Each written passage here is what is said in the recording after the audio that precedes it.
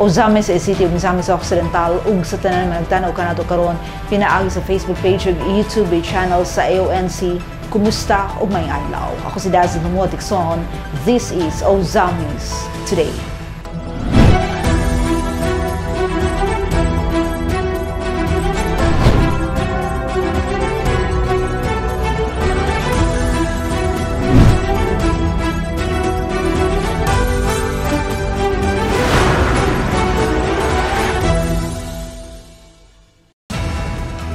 Sa ato ang mga headlines.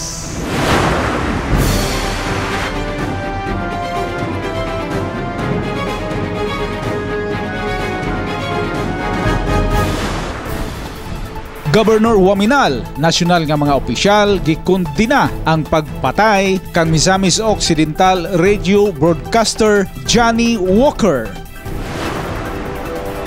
Posibleng motibo sa pagpatay sa iyang bana gibutyag ni Mrs. Humalon. Facial composite skits sa usa sa mga murder suspects gipagawa sa Miss Oak PPO. Cooperative month malampuson nga gisaulog sa Ozamis. Victory party sa Team Asinso Barangay Banyadero gipahigayon. Di masukod nga kalipay, may pulis sa Kabalaka nga gibati sa usa ka solo parent human matabangan sa pagka-ospital sa anak nga nasakit.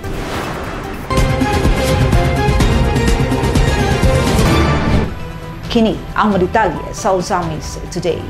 Governor Waminal, national nga opisyal, gikondina ang pagpatay kang Misamis Occidental radio broadcaster Johnny Walker. Anyang report. Dakong agkakurat ug kaguul ang gibati ni Misamis Occidental Provincial Governor Henry S. Waminal human masayri ang inahitabo nga linuog nga pagpatay sa radio broadcaster sa probinsya nga si Juan Humalon o mas naila nga Johnny Walker nga gipatay sa mismong announcer's booth sa 94.7 Kalamba Gold FM nga anaa mahimutang sa residensya sa biktima sa Purok 2 Barangay Don Bernardo A. Neri sa lungsod sa Kalamba. Higpit nga gikondina ni Governor Waminal ang pagpatay sa broadcaster nga nahitabo alas 5:35 sa buntag samtang nagpahigayon sa programa niini. Pahayag sa gobernador sa official statement nga gipagawa sa Facebook page niini na ilan niya si Humalon o mas na ilang Johnny Walker nga usa ka way gikahadlukan nga broadcaster. Nakigduyog si Governor Waminal sa kasub-anan nga gibati sa pamilya sa biktima ug sa katawhan sa probinsya nga nawad-an sa usa ka manlalaban sa kamatuoran. No stone unturned. Kini ang mando sa gobernador kang Misamis Occidental Police Provincial Director Colonel Dwight Munato kalabot sa investigasyon sa kaso. Gihangyusab ni Governor Waminal si Pro Ten Regional Director Brigadier General Ricardo Layog nga imbestigahan ang kaso ni Humalon ug uban pang mga kaso sa kriminalidad sa probinsya nga naglakip sa October 15 IED explosion sa lungsod sa Clarin nga miigo sa convoy sa gobernador. October 23 nga pagpamusil ni Calamba Municipal Engineer Hobson Baones ug pagpanglabay og granada sa panimalay ni Calamba Mayor Luisito Villanueva. Masaligon si Governor Waminal nga motunhay ang kamatuuran ug mahatagan og hustisya ang maong manghitabo ug inalambigit nga mga personalidad. Padayon nga pagkamabinantayon ug panaghiusa ang panawagan niya sa tanan nga mga misamisnon sa pagprotekta sa matag usa ingon nga nahiusa nga katawhan. Kasamtangan, may pagawas sa pagpahayag si Presidente Ferdinand Bongbong Marcos Jr. kalabot sa pagpatay kang Humalon. Pahayag sa Pangulo sa Nasud, to quote, ang ganitong walang kabihasnang pag-atake sa ating mamamahayag ay walang lugar sa isang demokratikong bansa. Gitahasan na sa Presidente ang Philippine National Police sa paghimo sa kamasusi nga investigasyon aron masikop og mapapanubag ang si bisan kinsa man nga nagpaluyo sa linuog nga krimen. Gipaabot sa Pangulo ang mga pahasubo sa iyang administrasyon ngadto sa pamilya ug mga kaparyentihan sa gipatay nga broadcaster. Ipasalig niya nga bugos nga tutukan aron mahatagan og hustisya ang pagpatay niini. ang Department of the Interior and Local Government kun DILG sa laing bahin may pagawas sa subog statement sa pagpatay ni Johnny Walker. Nga gitawag ni ini nga usa ka deplorable and dastardly act that has no place in our society. Usa ka direkta nga pag-atake sa kagawasan sa prensa kon press of freedom ug sa kinatibuk-an sa demokrasya sa nasud. Ug ingon nga pagsunod sa direktiba ni Presidente Marcos, gi-activate gilayon sa PNP ang Special Investigation Task Group kun SITG Johnny Walker aron paggukod ug pagbalhog sa bilangguan sa mga kriminal. Gipagawas na ngadto sa publiko adlaw nga Lunes, Nobyembre 6 sa usa ka press briefing sa Misamis Occidental Police Provincial Office ang computerized facial sketch sa usa sa mga sospetsado alang sa pag-ila. Sumala sa official statement sa DILG, gihimo na usab sa SITG ang cross-matching sa mga slugs ug shells sa mga bala nga nakita sa crime scene ug gi-enhance ang na-recover nga mga CCTV footages uban sa tabang sa PNP Regional Anti-Cybercrime Unit. Gidahom sa DILG ang mga breakthroughs sa kaso sa pinakadaling panahon. Gipaabot sa ahensya ang mga pahasubo sa pamilya sa gipatay nga broadcaster ug mipasalig nga gitutukan sa DILG ug sa kapulisan ang paggukod ug pagpapanubag sa naghimo ug nagpaluyo sa maong krimen. Our condolences and prayers to the bereaved family of the late Juan Johnny Walker Humalon. Posibleng motibo sa pagpatay sa iyang bana gibutyag ni Mrs. Humalon. Facial composite sketch sa usa sa mga murder suspects gipagawas sa Misamis Occidental Police Provincial Office. Gitutukan ni Bernal Tacson ng maong balita. Ani ang iyang report. Emosyonal o maluha-luha pang gihinumduman ni Mrs. Jeribel Anggoy Humalon ang nagbangutang asawa ni Juan Humalon aka DJ Johnny Walker ang aktwal niyang nasaksihan sayo sa buntag adlong Domingo, Nobyembre 5 pagkatapos sa pagpamusil patay sa gituhuang mga hard killers nga pugsanong nakasulod sa ilang panamalay. Dihang naabrihan sa usa sa ilang mga empleyado ang mga suspects nga nagpakaaron ingnon nga magpa-public service kay nawalaan kuno sila pitaka o iyawi. Hinsulod dayon ko sa station boat kay ang akong expectation gyud nga ang ako rang tao diri sa gate mao'y nagkaaway. Then wala ko ga-expect nga ang ako dayong bana si Johnny Walker gipusil diri sa sulod. Pag sulod na ako dito na ko na shock nga nakita na nako kung bana nga nakadugo na dayon nagkuana iyang ulo. Matud pa ni Mrs. Humalon, nakita pa niya ang tulo ka mga hard killers nga may iskapo palayo sa crime scene sakay sa usa ka motorsiklo. Gidugang sa ginang nga natumba pa ang gisakyan nga single motor sa mga suspects dihang nakalingi sila kaniya nga nangayog pakitabang sa ilang mga silingan. Pagawas nako, mao po'y pagawas sa gunman, mao to nga isunod ako og gawas ang gunman diha sa gate. Then nakita na lang nako nga naay motor dito ni sakay sila, naay driver, then duha ka gunman ni angkas sila. Tulo ka buok sila. Then pag under usa lang ka motor, then pag tawag nako og nisinggit ko, gilingi sila sa kuha silang tulo. Mao tong mopadagan na unta, natumba ilang motor, nangatumba gid silang tulo.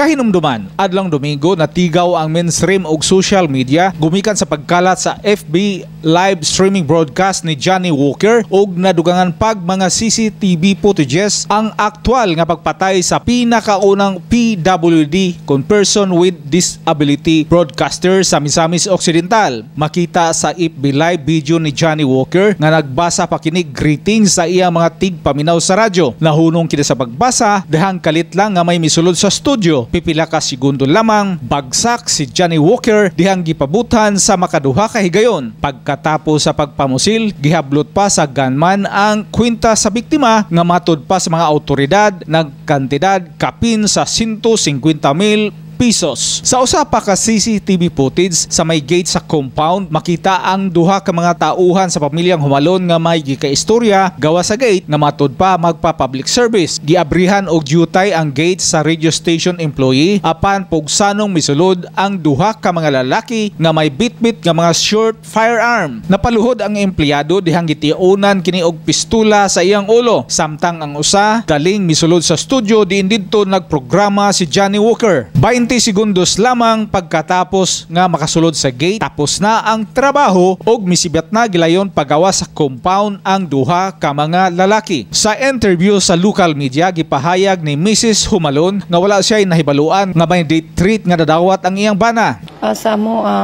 Sa bahin sa media, sigurado jud ko nga wala gyud siya bikil sa social sa iyang pagka-broadcaster. Pwede man siya hard-hitting na. Oo, kuha naman siya mga palingaw lang na siya sa mga tao.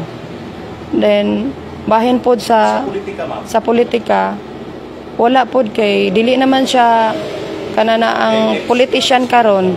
Oo, dugay-dugay na. Alay siya sa mga tarangino ng orange o green, Naagid siya sa orange team karon kay karong bag-o lang nga election. So kauban sila kahindagan man siya og otro og Sangguniang Bayan member din sa Calamba, pero wala lang siya buligi. Kauban sila ni Mayor Dre. Kauban sila. Posibleng tungod sa kasina o kompetensya sa negosyo ang nakitang motibo sa paghunos sa kinabuhi sa iyang mahal nga kapika sa kinabuhi, matud pa ni Mrs. Humalon. Ang ako alang gyud sa mura o sa ako alang basin sa amo ang negosyo sa radio station. O mura gyud na akong makita nga motibo. Sa mga kompetensya? Sa negosyo? O mura ginana, sir. Ma'am, prior ba gipatay kaning muhang bana? Naabay mga threat nga nadawat? Wala siya yung may threat dyan na nadawat. Among ipang check sa iyang mga cellphone, then wala dyan, dayon. Wala po siya istorya. Gibutyag usab sa nagbangutan nga ginang nga posibleng motibos usab sa pagpatay sa iyang bana mao ang land disputes. Ma'am, gawas sa statement nga radio station, negosyo, land dispute. Is that correct? Naapod mi sa amo ang yuta diri sa ari kani among gipuy-an. Naapod mi ana. Unsa man ni? Nagkakaso ni? Naani siya sa kuan. Kaning naani siya sa korte karon. Pero saan mo og kaso or kamo nagpasaka? Kami pod mo ni pasaka. Samtang sa laing bahin, adlang Lunes ato sa press conference sa PNP, gipagawas ni Misamis Occidental Police Provincial Office Director Police Colonel Dwight Monato ang facial composite skits sa usa sa mga hard gunmen nga mipusil patay ni Johnny Walker base sa description sa mga eyewitnesses. Ito lang kasi muna yung klarong may bigay na description ng mga witnesses natin. So, as we enhance the CCTV footages, hopefully later on we can also show similar composite sketch of other suspects.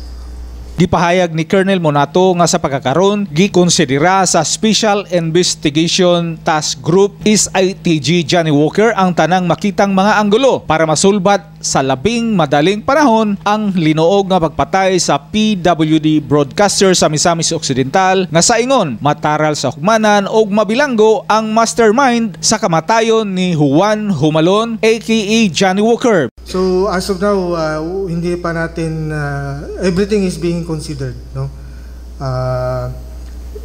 Doon sa kanyang personal na buhay at saka sa kanyang trabaho. Everything is being considered, all aspects, all angles is being considered by the Special Investigation Task Group. May time frame po ba tayo? Kailan natin ma-resolve matapos yung investigation? As I've said, it would be difficult to put a time frame, but the PNP wants it solved as soon as possible. Subay nini, gipahayag ni Mrs. Jeribel Humalon ang asawa sa biktima nga iyang gisalig sa mga otoridad ang hinanali nga kasulbaran para mahatagag hustisya ang kamatayon sa iyang mahal nga kapikas sa kinabuhi. Yes, dayon amuan na lang karon nga sir nga amo na lang isalig sa otoridad ang hustisya nga mailhan mo ang mga naghimo ani, mga gunman, ang utok ani nga krimen nga pagpatay sa akong bana. Nga ako ala nga manghinaot ko nga makonsensya lang sila kay wala jud kalaban-laban akong bana kay PWD good. Unya nakaako pag sila o pagpatay. Madili galit to, maglisod pagalit siya og lakaw. Alang sa Osamis Today, ako si Bernald Jackson. Cooperative Month malampuson ni sa ulog sa Osamis. May report si Glenn Ray Roluna.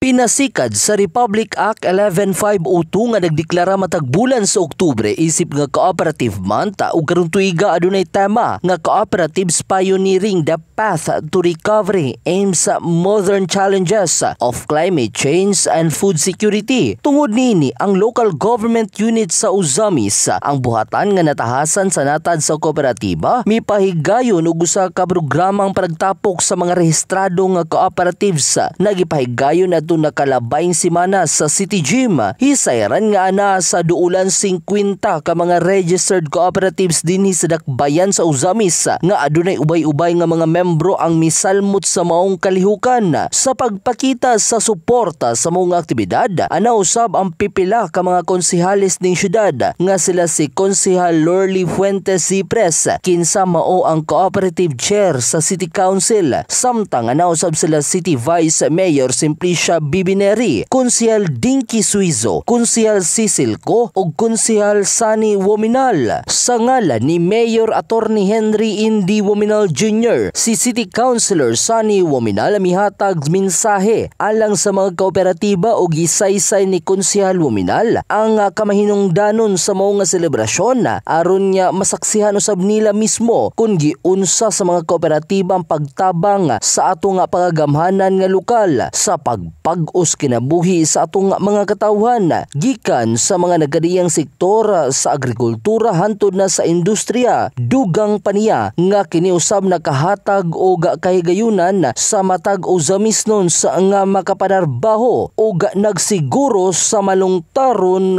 nga panginabuhian. Alang sa Osamis Today, kini si Glenn Ray Roluna. Victory Party sa Team Ascenso, Barangay Banyadero, gipahigayon. Itutukan ni Alioncio Medallo ang maong balita. Ani ang mga detalye. Human giproklamar sa Barangay Board of Canvassers ang mga midaog sa gipagayong barangay ang Sangguniang Kabataan Eleksyon 2023 adtong Oktubre 30. Pipila ka adlaw ang milabay nagpahigayon gilayon ang mga bag-ong napili nga mga barangay officials sa ilang Victory Party. Ingon nga pagpasalamat sa katawhan nga minsuporta hinungdan sa ilang kadaugan.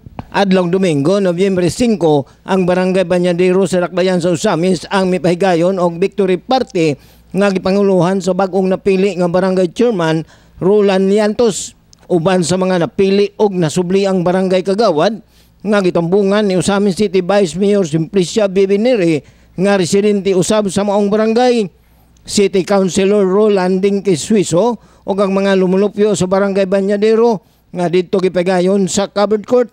Gipahayag sa bagong napili nga Barangay Chairman Roland Yantos nga kini ang ikaduhang gayon nga siya milansad sa pagka-barangay chairman. Sa unang gayon wala siya midaog apan karon sa ikaduhang gayon majority sa iyang katagi barangay ang mipagawa sa ilang suporta alang sa iyang kadaugan. Adunay kaatbang sa pagka-barangay chairman si Kapitan Yantos. Una ang iyang uyuan nga si Boy Gallardo. Ikaduha si Sheila Agunoy, ang incumbent barangay chairman. Dili na ko ma-explain akong gibati kay kung kalipay jud kay ko kay mao gini akong desire. Og ako po ning gipangayo gid sa Ginoo. Nagpasalamat jud kay ko sa labaw makagawom nga iya yung gigrant ang akong tinguha kauban sa akong mga kaigsunan. Dako kay ako pagpasalamat sa ilang pagsalig o pagsuporta sa Team Ascenso Barangay Banyadero. Dili ni kadaogan namong mga kandidato kung dili kadaogan ni satanan. Kadaogan ni satanan kay makita nila unsay mga programa nga akong giplano na sa wala pa ko mingkuan, sa wala pa ko midagan o nakibalo na si Gova na palangga kay nako ang mga taga Banyadero. Sumala pa ni Kapitan Llantos nga usa sa nagunang programa sa iyang administrasyon mao ang pag-construct og 3-story building sa kaning barangay hall og didto ibutang ang health center, wet market sa first floor ug ang fire truck samtang sa third floor ang function hall.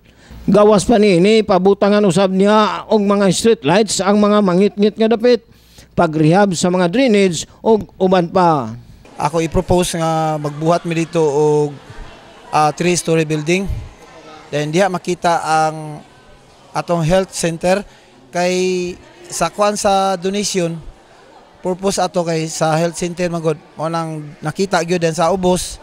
Sa ubos ato mo magbuhat og wheat market. Then kung mahimo mabutangan nato dito og fire truck.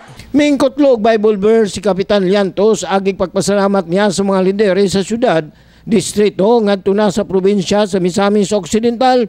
Pinaagi usab sa ilang mga programa nga napahimuslan na sa kadaghanan.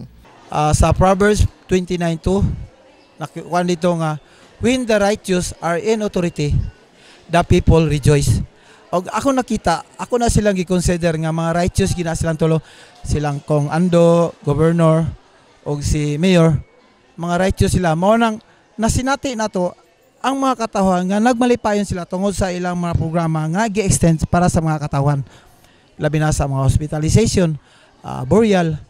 Nya na pa sila plano nga ang katong mga maintenance sa mga senior ila na po ng budgetan. Dako kay na sa katabang mo nang dako ko yung kalipay nga pwedeng ako'y mag-lead diri sa among barangay para maamo nang ma-enjoy na siya nga mga programa. Alang sa Usamis Today, ako si Leoncio Medaglo.